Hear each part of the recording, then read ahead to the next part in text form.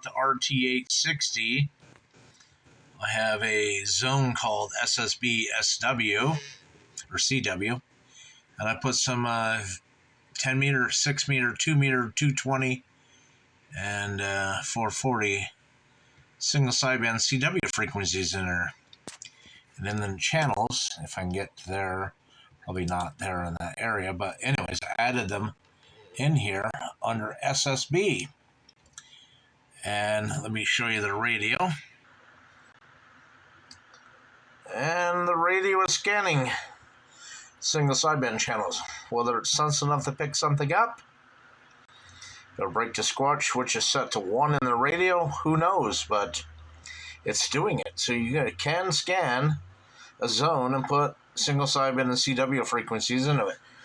How do you listen to CW frequencies? Hopefully in single sideband mode. Most transceivers will listen to single sideband and upper sideband, so hopefully this thing can do it.